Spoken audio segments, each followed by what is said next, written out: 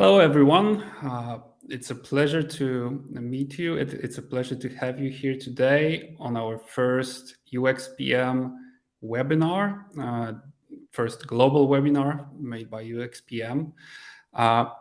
Today's topic will be focused on how UX changes organizations. This is probably one of the themes of UXPM itself. We're going to have two international case studies. We're going to have conversations about how we can actually discover the value in UX, how to apply this in different business contexts, but also in different countries, but also in different markets. So our quick plan. So this is our topic for today. We're going to have around an hour long conversation with our guests. Just a couple of house rules at the beginning. So you have a chat function available to you. So feel free to add your comments or ask questions using the chat. We'll have around 10 minutes Q&A sessions at the end, so we'll be very happy to include your questions and answer them, of course. The whole meeting will take around an hour, including the QA session. And it's also good to know that the recording will be available to you after the webinar pretty soon. So just a couple of introductory points also about UXPM itself. UXPM is a certification program created by UX Alliance. UX Alliance is an international network, global network for UX companies focused on global research, global design projects. And also for spreading and increasing design maturity around the world. So UXPM certification is actually a 3-level program that is focused on increasing the UX maturity of business, of different kinds of business individuals, business professionals, helping them to be empowered to change their organizations, as the topic of today says. And what's also interesting to know that we have right now we have 19 partner countries within the UXPM family, more than 40 trainers, and this year we certified, we reached the level of 10,000 certifications issued, which is a great privilege and honor. And I think today we're going to address also the topic of how UXPM really and how UX works with business, works with product management, which is what UXPM is all about. So as I mentioned, the UXPM is offered in 19 partner countries all over the world, and we have sessions there. And during today's meeting, during today's webinar, we're actually going to have a conversation with two great, wonderful guests that are also UXPM alumni from two very distant countries. So it's my honor and privilege to introduce Isabel Garza from Mexico, from PepsiCo. Hi, Isabel. It's great to have you here. Hi, everyone. Thank you for having me. I'm very excited for the conversation. So happy to be here. Thank you. Great. Yeah. Great to have you. And the next participant, next person will be Kaja Kalmus, who's an Agile coach at IMG Hubs Poland. IMG Hubs Poland, yeah, in Poland, actually. Hi, Kaja. Hi. I know the name is confusing because it changes a lot recently, but it's IMG Hubs Poland from Poland. Hi. Great to have you. And we're going to start right off with a short introduction about yourselves. So, Anna Isabel, can you tell us a little more about your current role and your current team? What it's like to be Anna Isabel from the professional perspective? So I'm going to start off by talking a little bit about my career so far and what I'm doing right now. So I've had experience within the media, always focused on digital products. I spent a few years working in financial services, so very passionate about that. And what I realized from those past experiences was that employee experience is really the utmost um, defining moment for a design team to be able to execute good design work. So my role today in PepsiCo is very focused on delivering a good, high quality digital experience for employees across the globe. So it is a lot of um, evangelizing about the power of design for every process within the company. Okay, cool. So you're really focused internally. So you're thinking about users, but these are mostly internal users. Yeah, Correct. great. What about you, Kaja? What can you tell us about your current focus and your team, maybe? So it's actually great to hear, Anna, that you are focusing mostly on the inside of the organization, because I'm, as an Agile coach, I'm supporting the management team mostly within my organization, working a little bit less within the teams, but trying to ensure that the way of working that our company is presenting, that it's actually happening within the teams. And I would say that this employee experience, it's also something that I have in mind, because I'm not just working within the teams with management teams, so inside, so my client is really inside, so the employees, but also we as ING hubs, we are delivering services and products to ING only. So our clients are actually our colleagues from different entities of ING. So still, even if we are working with the teams, with the management team, trying to deliver the best product for their customers, we're still trying to keep in their minds that they're not external customers, some random people, but there are their friends, their colleagues, their co-workers. So they're actually thinking about the employee experience rather than the customer experience, thinking about some things that it's outside of our company. So Great. kind of the same. Kind of. Yes, I love it. So it seems that, yeah, employee experience could be the theme of the day. Kaja, while you started, could you tell us a little more about your journey? Because probably Agile coach wasn't your first occupation, right? So, and how does UX, fit into any of this, or maybe UX PM? Yeah. Yeah, so thank you, Wojciech, for bringing that up, because we actually met when I was still in my previous team. So I was working on the customer experience for the specific department of ING. But even prior to that, I was in the very different positions within ING.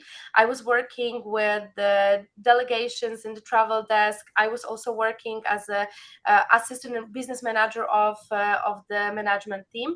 And I was kind of having the informal role of the Scrum Master in some of the teams. And actually, when I came to my previous team, so when I was working on the customer experience, it was really eye-opening that from many different perspectives, whether we are talking about the Scrum Master perspective, product owner perspective, management perspective, or the customer experience perspective, we are still having the same focus. So we are having in mind that we are talking about the actual people who will use the things, whatever it is, the product or a service that we are delivering to them. And I think actually working with the UX, learning about this aspect of creating the product, it actually gave me a lot of knowledge how to work in an agile environment. Because I think those perspectives are really similar. They're working together in a lot of aspects. They are combined, because when I'm coming to the teams, to the management team as an agile coach, I'm still having in mind that you are doing it for someone and for some reason. So for who you are doing this and why you are doing this. They're the same questions that I hear the UX designer in my organization are asking their product owners. Why we are doing that? For who we are doing that? Where do you have the numbers that shows that they are actually using this specific part of our application? We need to test it. We need to make sure that we are doing the right thing for the right people, and of course in the right and efficient way. So I think that's how my road came to this place quite, I would say, naturally, that I'm right now here trying to gain the bigger perspective. So not just looking in the one team, one department, but trying to go bigger and try to see how we can have this customer-centric way of working within the whole organization. Wow, so yeah, that sounds great. So it seems like, all those questions and, and led to each other and build your mindset and actually led you to the current role. Great. Anna Isabel, how about you? Because you mentioned your background a little bit, but can you talk more about this? Of course. So for me, my experience with everything that I learned during my certification was very much focused on how to use the language correctly. And what I mean by this is that I really came to realize that in order for design to thrive within an organization, it's a matter of having common language between the different parts. So really understanding that you cannot come and say, hey, design is the greatest thing, just say that. You really need to translate the value of design into business value, whatever that business is. And there is where the key for scaling design really lies in my perspective. So really understanding how to voice the voice of the business, how to understand the voice of the customer, how to really leverage the voice of the market, and sort of intertwine these voices and have a common message that you are going to communicate effectively. It's really based on empathy, really based on teaching and learning. So you need to teach the design terms so everyone knows what you're speaking about, but you also have to learn the business terms so that you can have common language that will get you through. Yeah, definitely. Communication layer is the key. So do you think? So was you're a UXPM alumni? So was your decision to participate kind of because of that you wanted this business aspect enhanced in a way?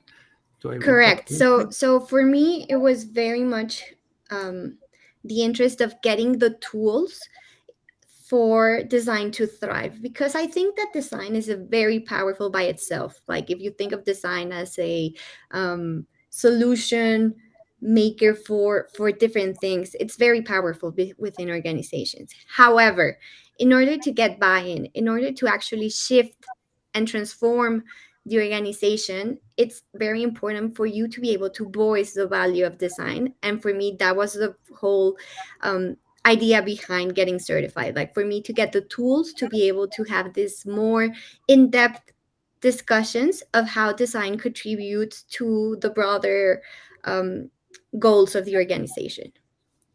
Okay, great, thank you. Kaja, if I can ask you, because what you mentioned is actually shows that the maturity of your organization was quite high, even as you started your journey. So can you tell us how UXPM fit into this perspective? Did it help you or build something above it? Yes, I'm really happy that Anna is getting the question before me, because it's so inspirational what you're saying, because the language part for me, it was really huge problem when I was starting the UXPM trainings. And even though, of course, my organization, I feel, is mature and was mature then, we had what I found out later, the difficulties to understand the language that we are using. So, for example, when I was going through the UX PM trainings, I started to shift the way I was working with the product owners at that moment and the way that I spoke to them. Because I think what was the problem at that moment in my organization was we have this basic knowledge about the Agile, about the Scrum, about working with the customers hand in hand, working with them, but we were still treating them as customers. We also didn't understand the difference: who is our user, who is our customer, who is our stakeholder, with who we should supposed to talk about the further requirements. And I think that was something that was really beneficial for me, and I hope for the teams that we are working with too, to actually start to notice the difference, to hear all of the voices. So when we were at that point of time, we're talking about the stakeholders only, and we were treating them as the customers, as someone who is paying for our products and applications. We usually didn't put a lot of effort in understanding their users. And I think we started to switch the level of attention that we gave to the specific groups. It doesn't mean that we start to avoid one of them. It just meant that when we were talking with the stakeholders that has really important business-wise requirements for us, or the law requirements for us, the security requirements, we started to show them the other perspective, because we started to gaining that. So we weren't just doing the things because we feel we must, because some of our MT members came and said, yeah, this is important, but we had the power of the working with them with the arguments of the users. So we understand this is important. We understand that in case of security, it is necessary, but let's think how we can do it so the users will still benefit from that, or at least how we can do it for the users to make this transition as easy as possible. So trying to go hand in hand with the idea that we need to combine all of the voices. And I think that was the biggest switch in my mindset that I gained because of UXPM. So those tools that I got there allow me to switch that perspective within the teams. And I think that's why I saw that there is the higher need to work on that in a higher level, to have that understanding that we still, now, whether we are talking about the users, the stakeholders, the customers, we are still talking about the employee experience, because all of those three groups are fit in this one bucket. So yeah, I think that was the biggest learn for me. And would you say that was also the biggest challenge that you had in implementing UX, or enhancing the maturity? Yes, I was fortunate enough that I was working in one of the departments in ING, but in the other department I was working previously, there were really strong UX designer role, and I had their experience, I had their perspective, and I think I used also their voice and the experience that they have to show how we can benefit from that, to ask the same questions, because they've already been through the same journey, let's say. I was working, that's why I'm talking about the security, because at that moment I was working in the security department, which is really, really hard, because for the financial institution, it's really difficult to try to do something outside of the box because of so many requirements that we have from the outside. So I think that was the biggest challenge also for not just me to work with the product owners, but for them to also use the same arguments when they are working with the management team, for example, to actually have the voice of the users and to make it very clear that it is important for them too, and why it is important to hear also their voice. So yes, I think it was really challenging at that moment. Yeah, sounds great. Yeah, so congratulations for that. And Isabel, any challenges that you remember, or what would you say? What's the hardest part? Definitely lots of challenges, but I think that the most important challenge that we've managed to really overcome is this idea that design is something that comes at the end of the process. So within my organizations, we've come at different maturity levels from a design perspective, and I've actually had the opportunity to grow and scale design within the organizations as they mature. Um, but we always start with this perspective that design comes in the end. It's sort of like the sprinkles on top of a cake. Like you bake the cake and then you hand it over to the design and make it pretty, right?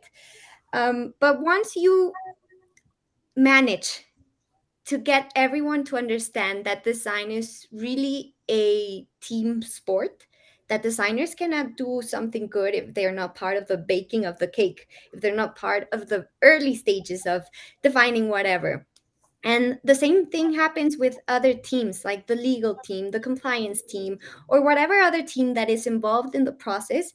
If they're left at the end of whatever you are creating, then it's not the same intent in making things work correctly. So for me, it's really learning how to work as a team with different disciplines, different profiles. Um, like I said, language definitely is key because you need to understand their terms and they need to understand your terms. But once you manage to set the same goals within the different teams, then it sort of flows differently. And then you start hearing different conversations where the legal team is defending the client, saying, no, no, no, we saw this and the research is not feasible. We need to find another way. And sort of things begin to unravel when you take this approach to creating in a team and not really just inserting design in the process. Mhm. Great. You're touching on a very interesting subject of actually, having the seat at the table, I would say, because not staying at the end of the process, but actually being introduced earlier. So I want to ask you: do you think it's more like do you think the seat at the table should be proposed to the designers, or do you think we need as designers we need to find a way to get there? Again, it probably touches on the language and communication, but what was your approach here? How did you get there? So I guess it really depends on the level of maturity within the organization. So I'm happy to say that more and more organizations are creating design seats on like four different tables, and it's very exciting to see that. But if you are positioned in an organization where design is not really a strategic part of the business, then you definitely have to find the way to get your seat on the table. And to be honest, we are very, very lucky because our discipline is the most fun and the most powerful disciplines within any organization. So once you give anyone a taste of design and what it can achieve, then everyone starts to want it. So it's like, I don't know what that is, but I want that UX also. Or can I get some of that design? And you start hearing all of these comments. And it's just like, it is your job to showcase the value of design, definitely, wherever you are. Even if you are in the most mature organization, the value of design is something that you need to understand and that you need to be able to clearly state in terms of business value as well. Mhm. Okay, so this brings us to the next question, and I think I'm still gonna ask you, Anna Isabel, because you touched on that again. So if the organization is mature, that's great. But do you have any advice on how to start if the maturity level is really low? This comes up a lot, right? What do you do when there is no design team? Maybe you're just the only designer in the organization. What do you do then? Is this the same approach, or would you say something changes then? I think that you need to find your partners in crime. You need to find that person that is either interested or familiar with what you're saying, because that role will help you propel your ideas across. So you need to start partnering across the organization and really understanding who will help you get your message across. Now, another very important thing is that you need to permeate design thinking and design doing in every single thing that you do. So if you're in charge of presenting something, then you must make sure that your deck, that everything that is being presented has taken the attention to every single detail where design can make a difference. Because like I said, once people see design, they usually want more. So you need to start making use of every single opportunity that you have to showcase the work, to showcase how design is not only making pretty things, but building things that are attractive and usable and very much suited to fulfill someone's needs, whether it's an internal client, an employee, or a manager, or whoever, or whether it's the client that you are servicing as an organization. So it is partnering, it is taking every single opportunity to showcase the work. And I'd add just a last thing. If you have the opportunity to invite people into your process, then do it. If you're performing research or you're having interviews or you're testing something, invite your stakeholders, invite your partners, invite your colleagues to listen, like in a first-hand manner, what people are saying, because then you'll see how they start using the verbatims from the research when they're having their own conversations, and it sort of spreads through. Great. Yeah, that's a great answer.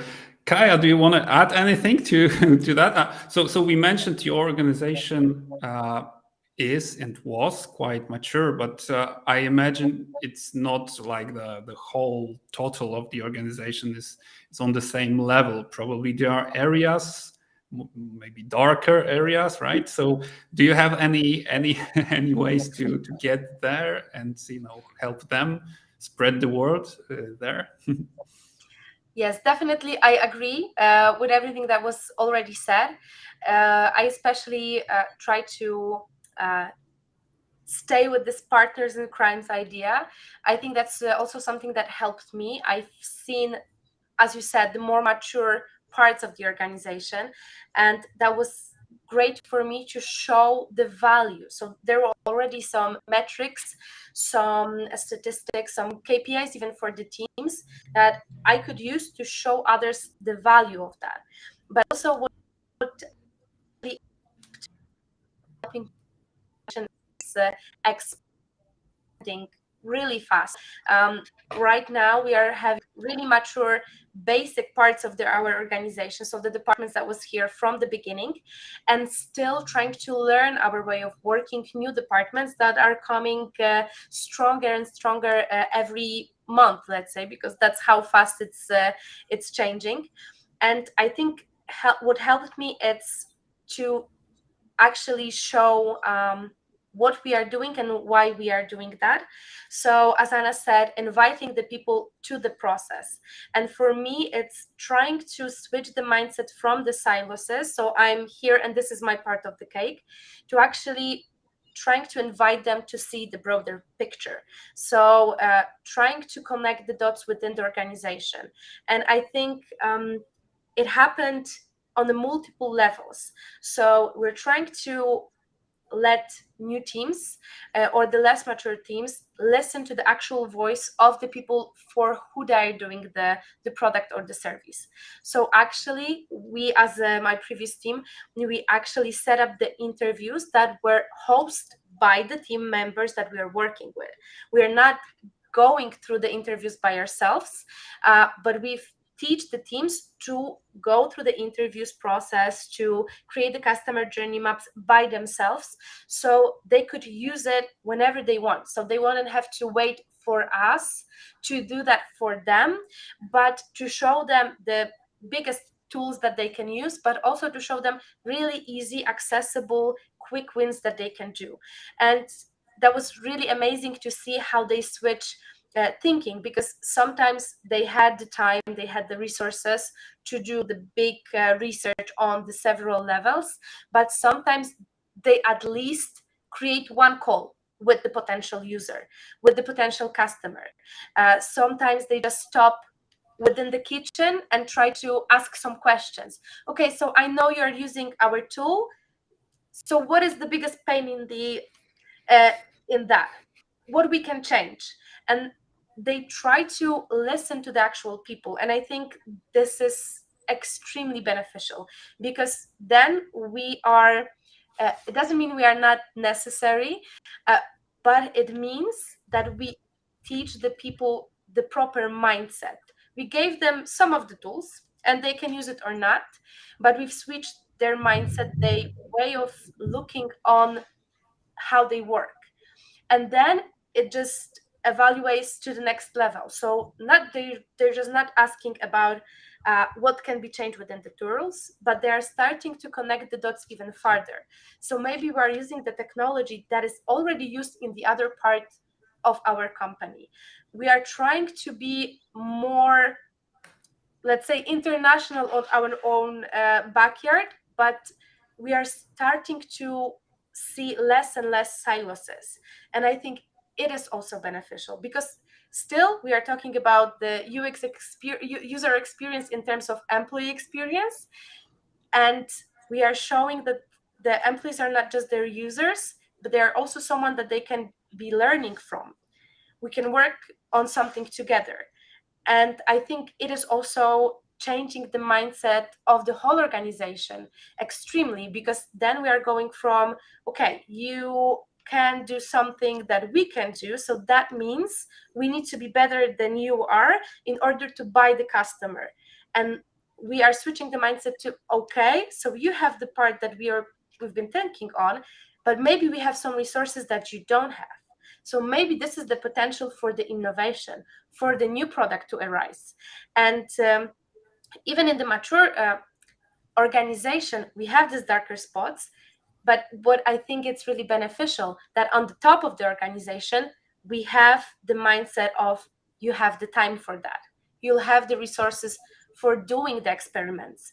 You have the time and resources, if you need that, to do something else, to do something different. Even if in the, I don't know, 2-3 months time, it happens to be not so beneficial as we think that it's supposed to be, you have that time. You can experiment and learn from it.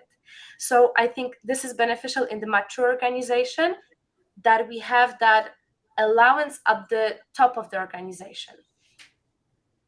Great. Yeah, that's a great answer. So it also made me think, because actually the topic for today is how UX changes organizations, and actually you gave pretty solid examples of that. So, but would you say it's actually UX that helped with that, if you compare now and before? Or is it, for example, the good mindset of the management that was there from the beginning? Or do you think UX plays some role in this change? I think there's always the chain reaction. So I think without the management, we wouldn't have the user experience designers within our organization to start with. And we were allowed to put the experiment of creating UX team in one of the departments. So we started to learn from that, and then it started to grow. So I think it's always something that needs to be done with something else.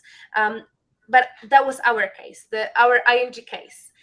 But what I think, it's sometimes it's just this little spark that can start the fire. So something, Anna, that you've said, when we don't have the seat at the table that we were fortunate enough to have, sometimes this one crazy lady that are going around the floor and shouting to everyone why you are doing this, who said you that this is beneficial, can start the change in the way of thinking. And maybe this little crazy lady that are going around the floor might be the spark for the management team to change the perspective, to try to change the culture of the organization that they are working with.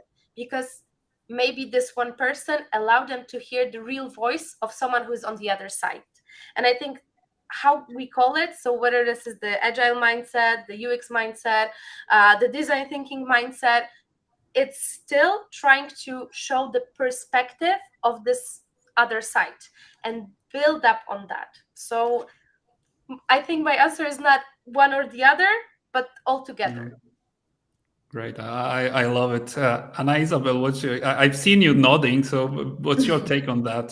So I feel the story like mirror my experience. So I'd have to say that I agree with what's being said. Like, it's definitely beneficial if you have buy-in from top management, because things sort of move faster. But it's also very true that you do not need to get there in order to start change, because like I said before, design is something that you see and you want if it's well done, right? So it's easier to start this chain reaction that Kaja was speaking about once you stop saying this is what I think and this is me as a designer thinking innovation and cool things. But when you really say this is not what I think, but this is what our client, our customer, our employee is saying, then it's very powerful and the conversation really changes.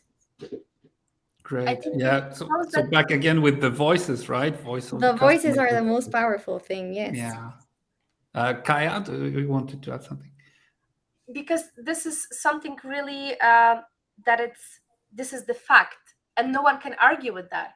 So when you're saying it's not me, Kaja, who's thinking this is the best solution because I'm the designer and I have all the knowledge that the world needs, I'm just simply passing the voice of someone who is actually using that. So if I'm thinking, okay, this glass is too big for my hands, it's hard to argue with that. It's hard to say, yeah, well, you don't have such a small hands for that glass. It's what I feel. This is my insight on the product. So this is something that I think stops this type of arguments. No, we know better. We have other knowledge. These are the facts, and it's hard to argue with them. Great. I couldn't have said it better. Like, you nailed it. It's that. I just had really big glass next to me, so inspiration was just here.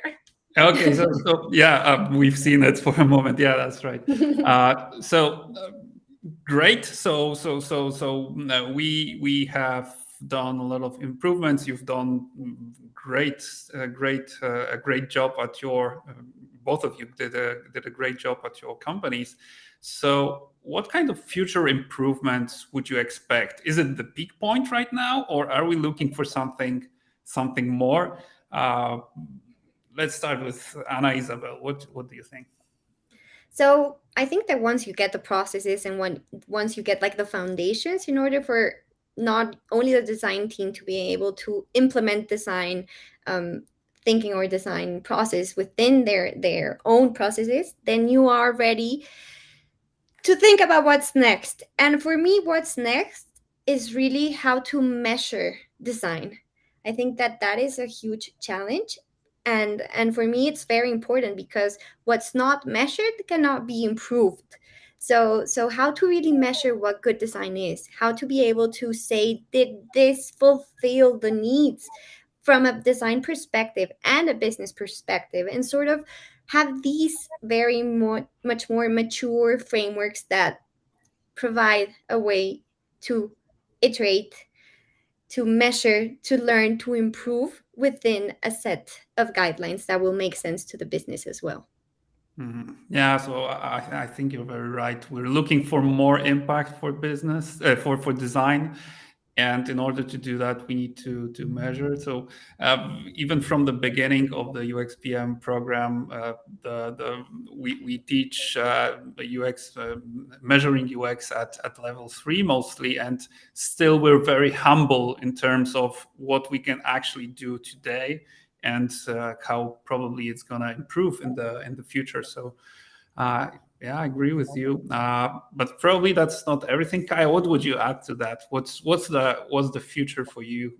What are we looking for? So I think I also got inspired just today with the conversation that I had with my team. So something that we are facing right now, it's really big word, efficiency. Because of the global crisis, we feel it already, is something that, especially in a big organization, is getting more and more important. So I think for me, the big challenge is how to stay with this customer-centric mindset, with this employee-centric mindset, while still working on this efficiency. So I think still the same type of metrics to show what is important and what brings value. And at the same hand, my organization was basically product based for most of the time. And right now, the services that we are giving to the ING are thriving. And I wouldn't say maybe for now it's already the majority of the employees that are working in the more services way, but it's at least, let's say, 40%, maybe half of them. So for me also the challenge is how to bring this customer-centric mindset into the world when everything needs to be measured, needs to be extremely efficient. There cannot be no waste of time and resources. So how to allow people to experiment there, to show that this is beneficial, to ask other side what can be done better. And so I think that's also something that we will be looking into for the future. And there's a lot of questions there, how to do it properly, because we feel that this moment of time might bring a lot of impact on be as efficient as possible, and still trying to save the culture of the organization that is thriving on innovation and experiment. So how to incorporate this product thinking methods into the service world. Oh, even so. Okay. Yeah. So would you say that because you're actually, as it turns out, you're both working more on the internal side of the organizations. Would you say that this makes it easier, or in this area, is it easier to focus on measurements or build some kind of metrics frameworks and connect them to business? Or where's the biggest challenge considering metrics? You mentioned, Kaja, one of them. So the ruthless focus on efficiency that could come. But is there anything else, or do you see a potential in the area of internal processes?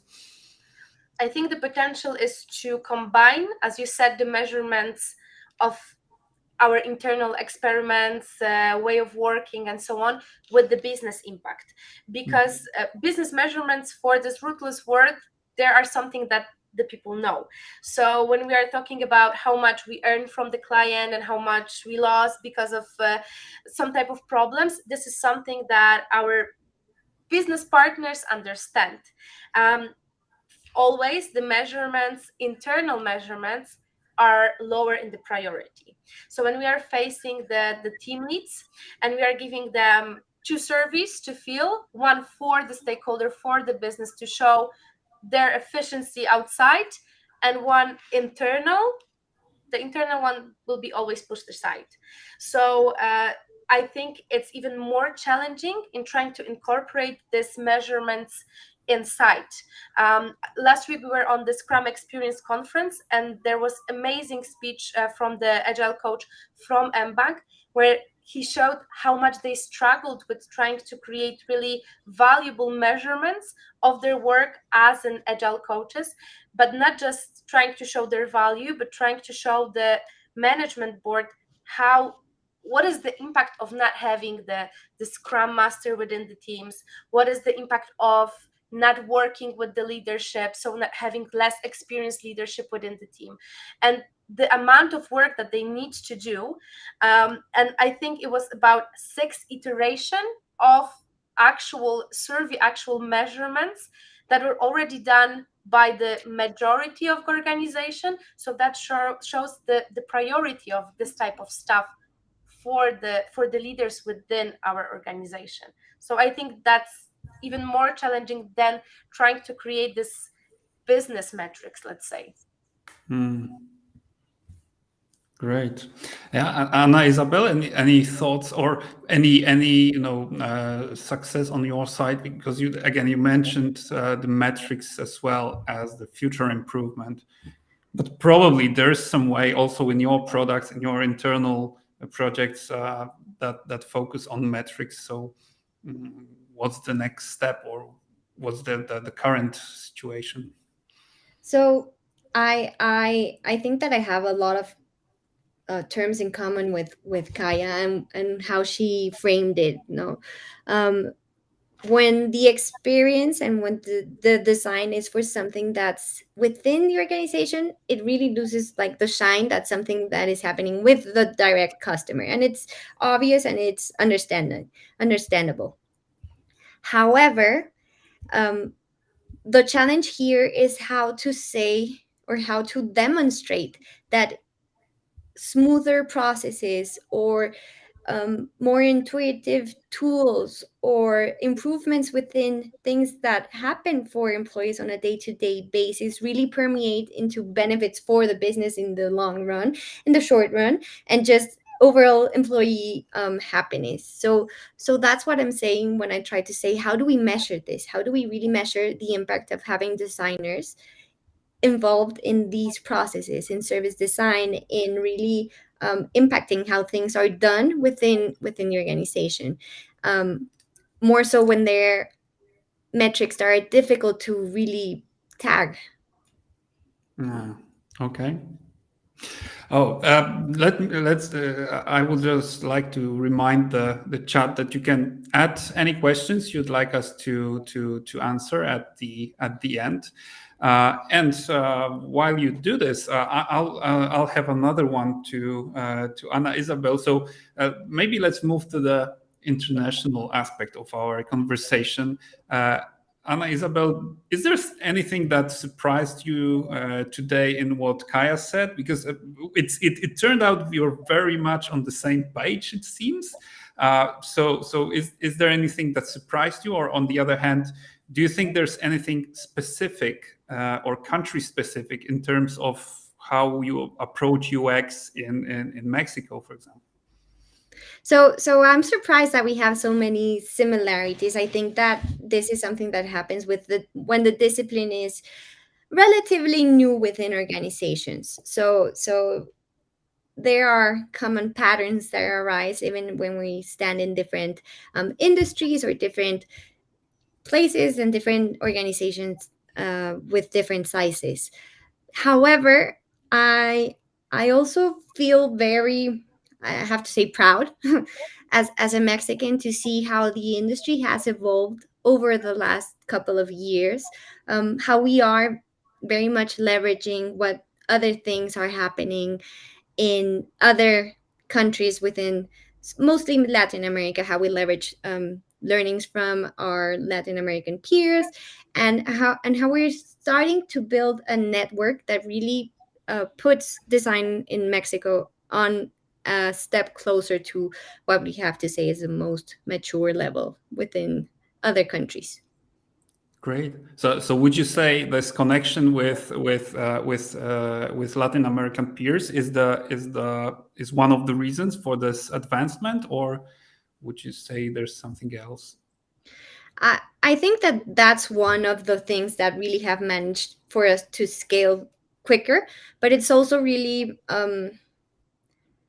industries and organizations realizing that design is not a nice to have, it's a must have. So it becomes much more accepted as a discipline that needs to be considered within the early stages of any new organization or older organization, or any business really needs to rely on a good design team in order to thrive.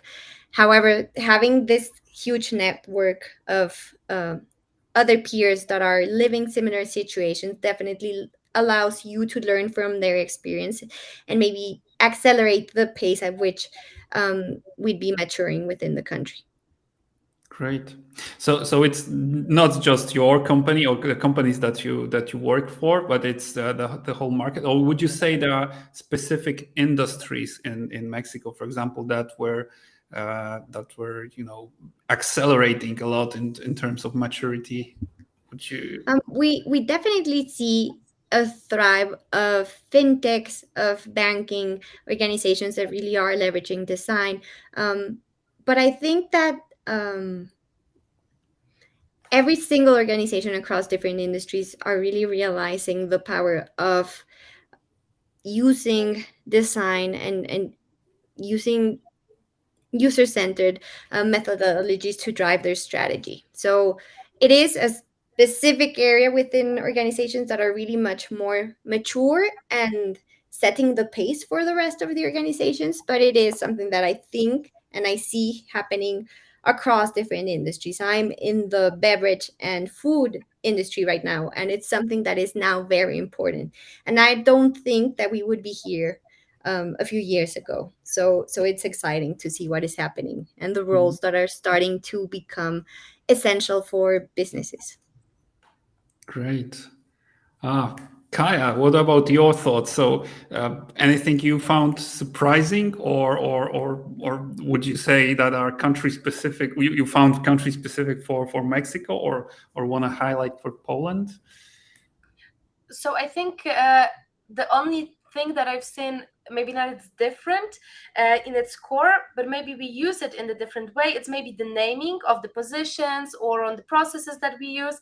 And I think it's not just the country specific, but I think it's also the organization specific. So I think it's not the difference between two different countries, but more just two different companies. So probably if we had someone from the different company, but from Poland, still it would be the same.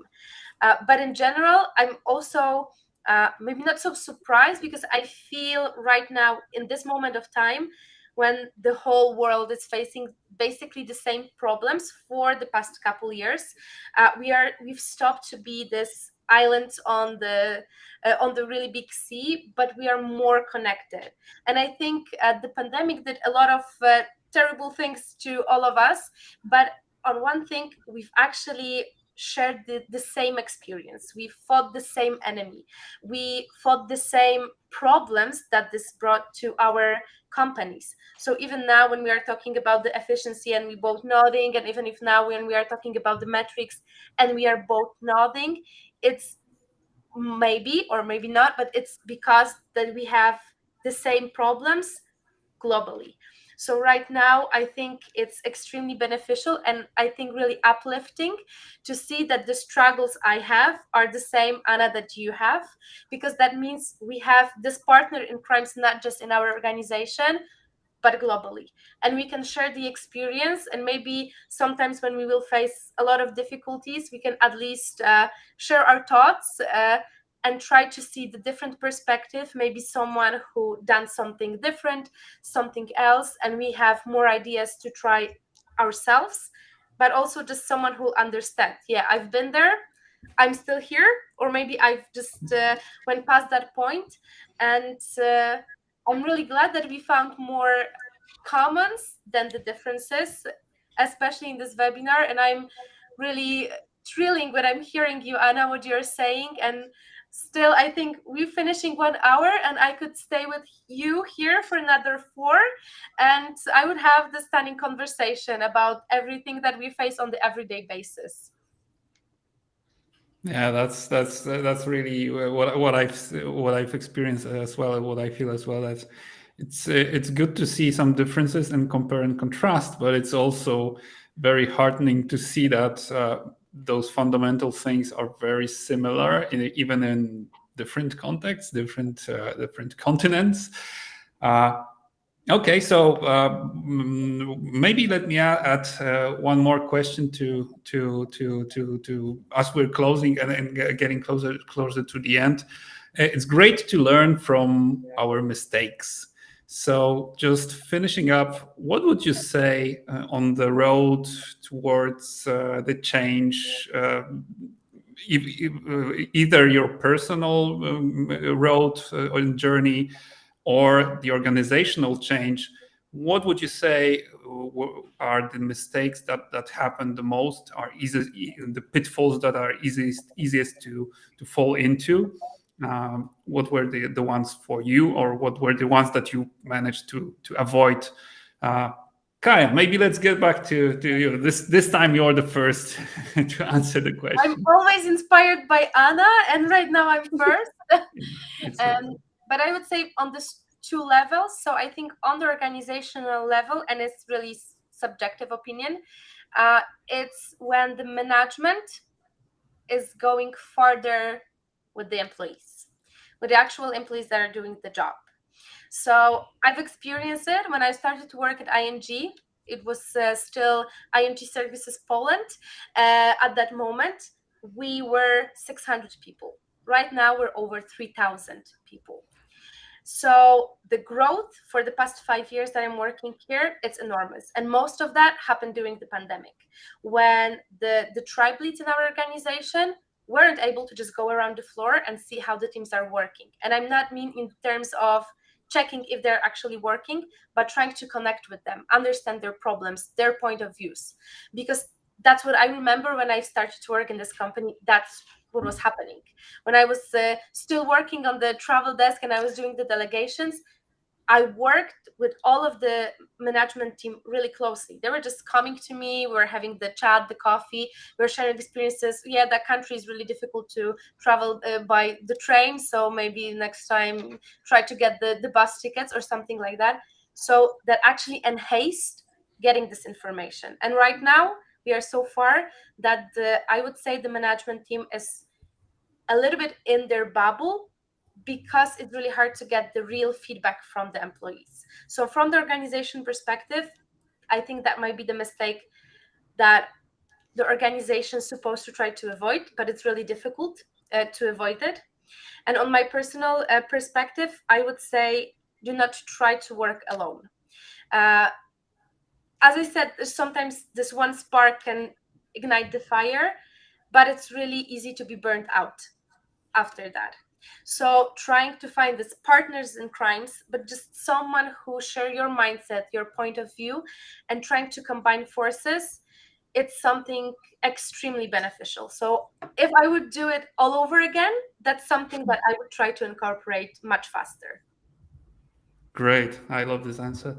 Anna, Isabel, anything from you? So for me, if I were to do it all over again, I would definitely approach my partners with a different mindset. I think that we, as a design team, made the mistake of thinking we knew better because we were familiar with what was happening in the industry, what was innovation, how to get there, and instead of approaching our stakeholders, our partners, people that had been working years and years before in the organization with empathy, which is our role as designers, really, we approached it without that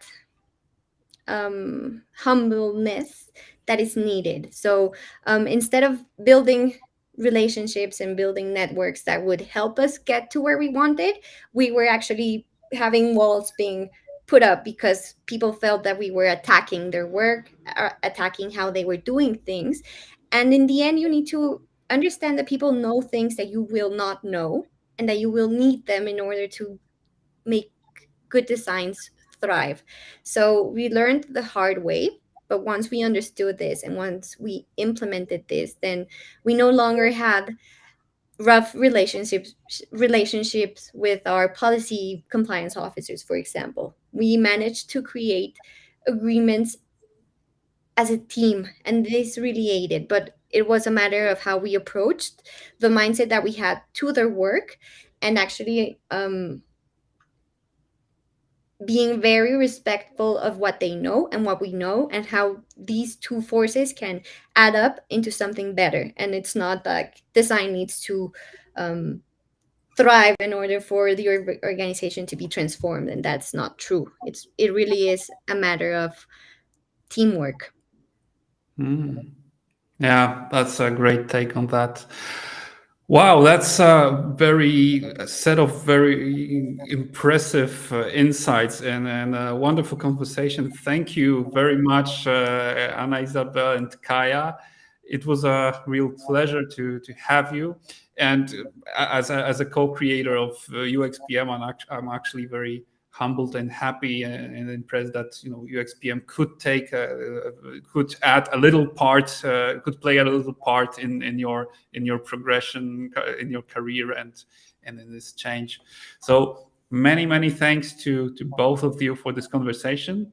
And of course, you can take the other 4 hours as you want to in private. But many thanks for today to both of you. And just to add a few words about the topic for today, or the background of today. So it's the UXPM certification.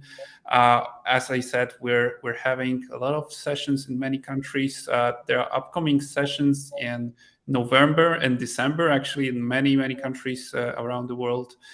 So if you're interested in that or in learning more, just visit our website and check out how the program is structured. And I think that's it for today. Once again, great thanks to Kaja and Anna, Isabel, and I wish you good luck with your next steps. And I'm very impressed with what you already achieved. Thank you very much. Thank you for having us.